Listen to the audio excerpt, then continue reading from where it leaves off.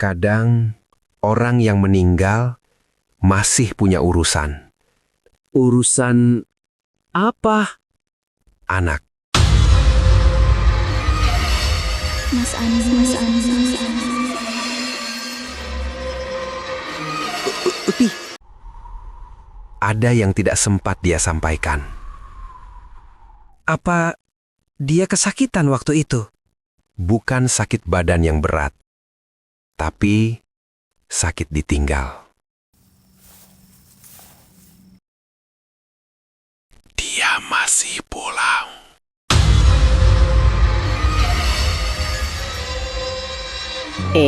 Sebelum lanjut lihat hantunya yang makin absurd, subscribe dulu dong. Dan nyalakan loncengnya. Biar tiap ada hantu baru, lo dapat notifikasi. Gratis kok. Hehehe.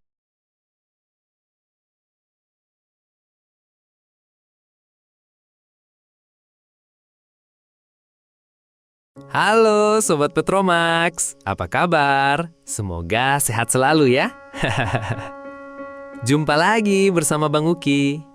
Di video kali ini, kita akan mengikuti sebuah kisah horor tentang sebuah keluarga yang mengalami kejadian-kejadian aneh setelah sebuah peristiwa yang tidak pernah mereka bayangkan. Tangisan di tengah malam, sosok yang muncul tanpa suara, dan sebuah kerinduan yang ternyata belum berakhir. Apa sebenarnya yang terjadi? Dan siapakah sosok yang masih mencoba menyampaikan sesuatu tersebut? Penasaran dengan kisahnya?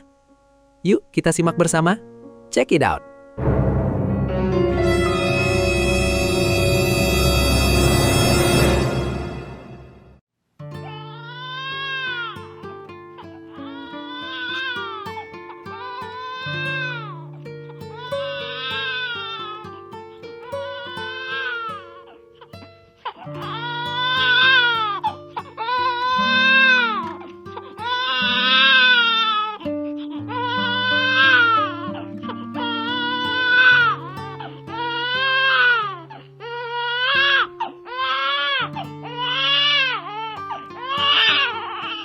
Sakit, Mak.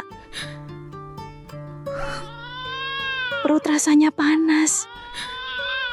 Malam itu, aku tidak tahu kalau itu adalah malam terakhir anakku berjuang sendirian.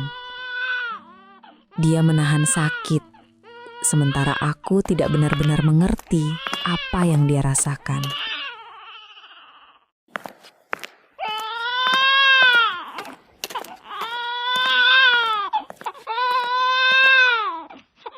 Put, bangun.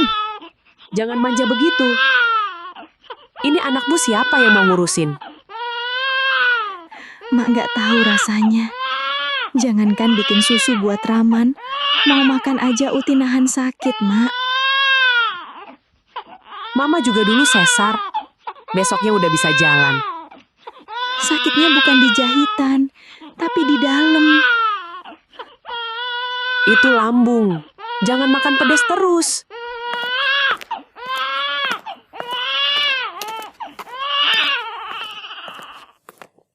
Aku kira dia hanya manja, hanya takut sakit. Aku tidak tahu, di dalam tubuhnya, penyakit itu sudah merenggut kekuatannya sedikit demi sedikit.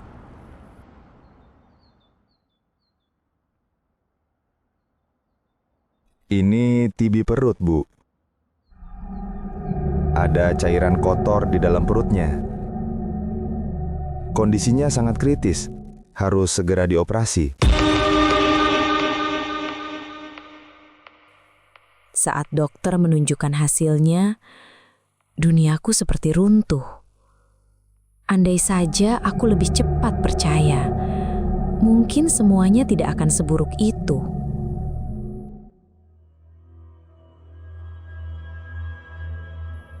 Tangannya dingin saat ku genggam. Dia bicara tentang sosok-sosok yang datang menjemput.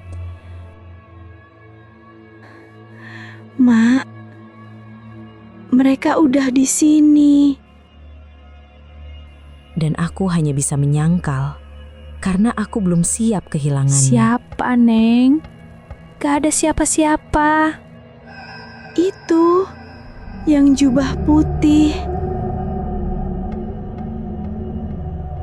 ada nenek juga.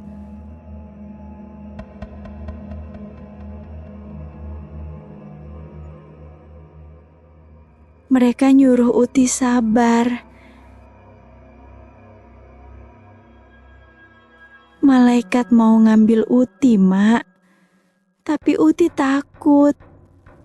Uti belum sempat potong rambut Raman. Uti pengen banget pangku Raman. Enggak, Uti pasti sembuh. Nanti kita selamatan. Kita beli baju putih ya, Neng.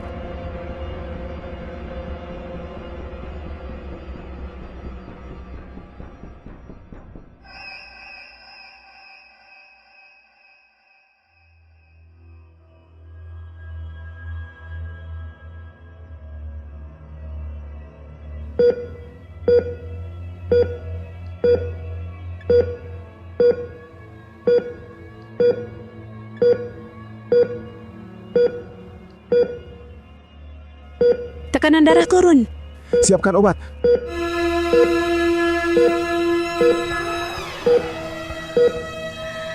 Mak,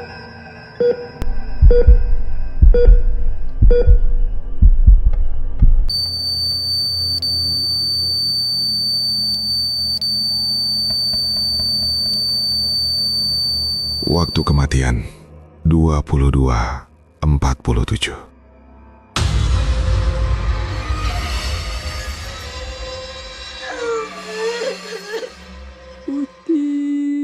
Maafkan emak.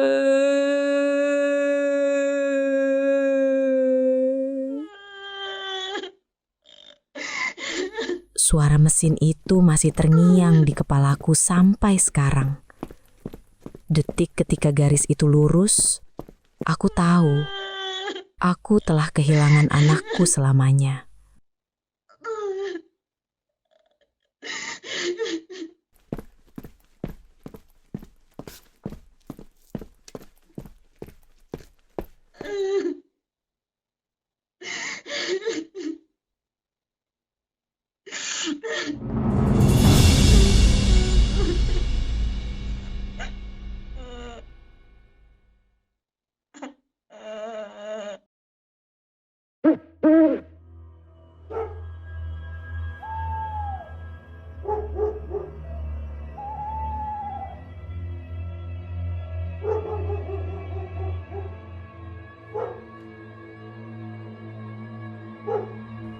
Mas Anggi, tolong Uti, Mas Anggi. Dingin.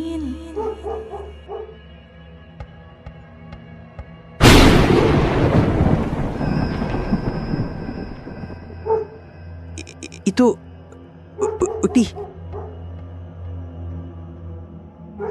Ada malam-malam ketika kami merasa dia masih mencoba pulang.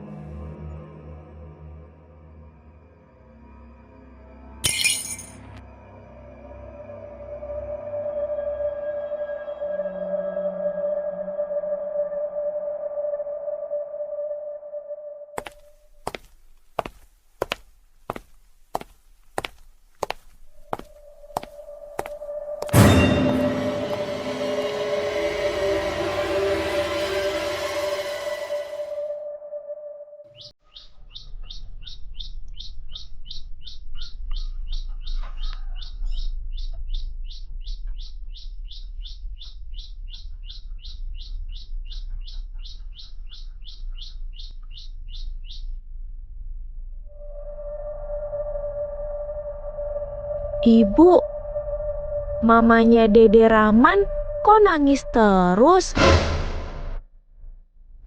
Sambil ngelus-ngelus Dede.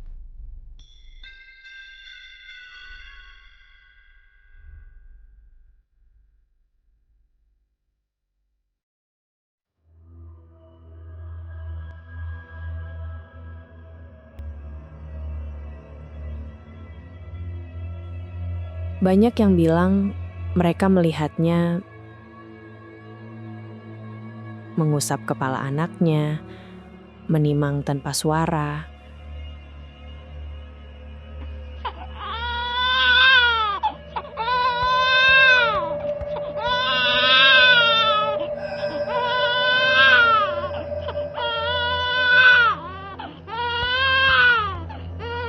Nina Bobo, Nina Bobo.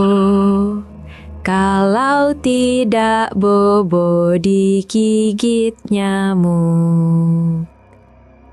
Nina Bobo, Nina Bobo. Nina Bobo, oh Nina Bobo. Kalau tidak Bobo digigit nyamuk. Sebagai ibu, aku tahu hatinya masih tertinggal di dunia ini.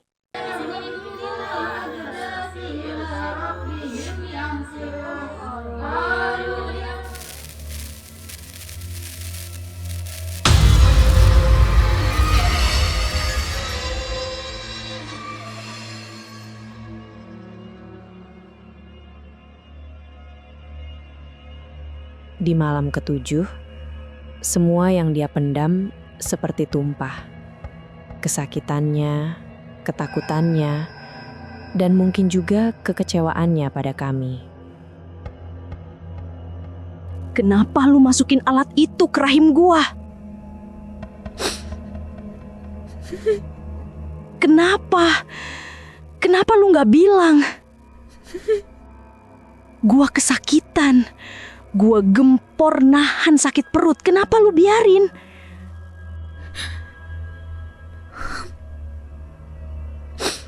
Mak. Uti kedinginan, Mak. Jagain Raman, Mak. Jangan kasih siapa-siapa.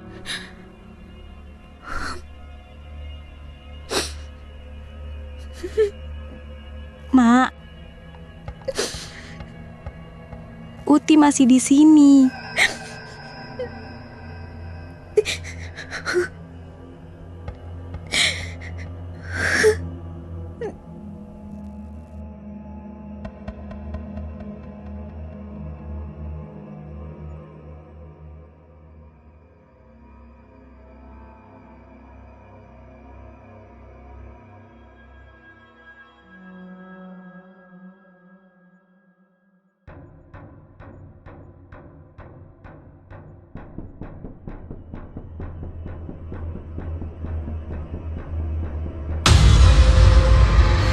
Nak, lihat tanahnya.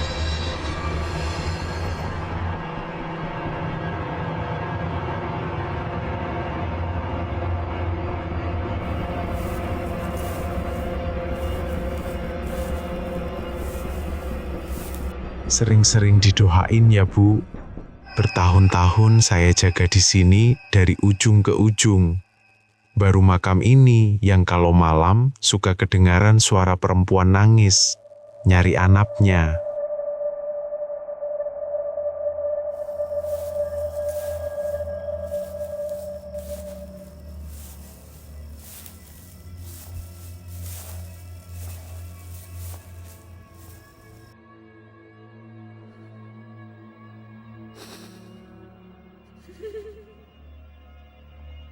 Mak, denger gak?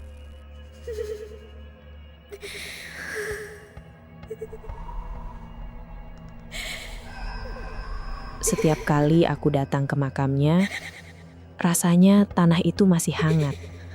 Seperti ada air mata yang belum benar-benar kering.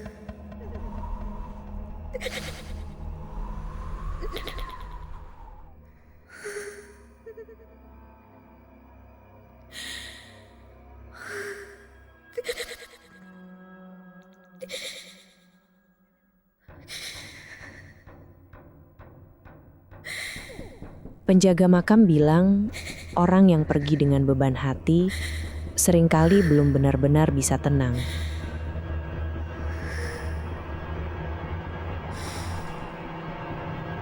Dan aku tahu, beban itu adalah anaknya.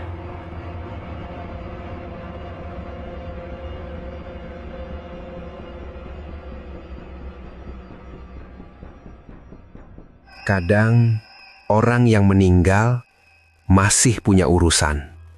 Urusan apa? Anak. Mas Andi. Uti. Ada yang tidak sempat dia sampaikan. Apa dia kesakitan waktu itu? Bukan sakit badan yang berat, tapi sakit ditinggal. Dia masih pulang.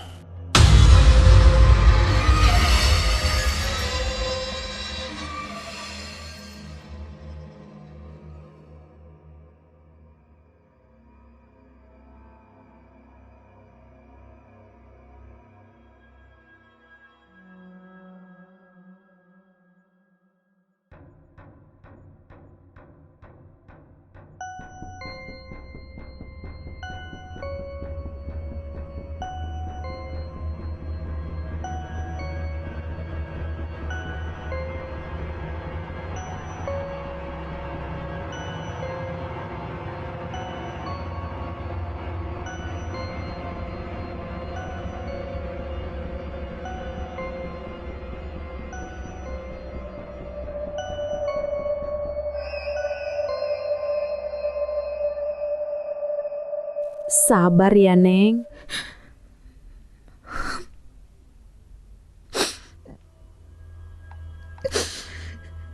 Mama akan jagain Raman buat kamu.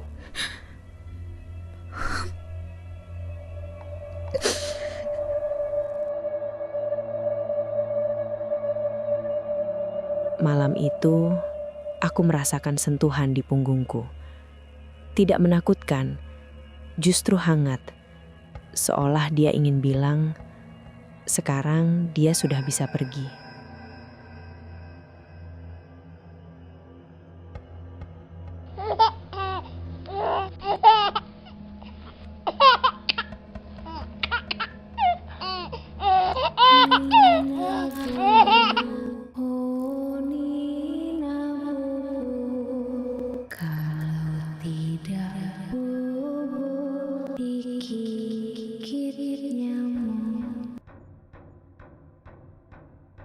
Ma, terima kasih. Dan begitulah kisah animasi kali ini. Seorang ibu bisa terlihat kuat, tersenyum, mengurus rumah, mengurus anak, bahkan tetap berkata, "Mama nggak apa-apa." Padahal bisa jadi di balik senyumnya ada rasa sakit yang sedang dia tahan sendirian. Karena itu, jangan pernah menganggap remeh keluhan seorang ibu. Jangan tunggu sampai kehilangan untuk menyadari betapa besar pengorbanannya. Dan untuk kalian yang masih memiliki ibu, jangan lupa untuk memeluknya, menyayanginya, dan mengatakan terima kasih selagi masih ada kesempatan. Saya Bang Uki, sampai jumpa di kisah Petromax animasi berikutnya. Jaga diri, dan jangan lupa kalau malam-malam mendengar suara ibu memanggil dari belakang, pastikan dulu itu benar-benar ibu kalian.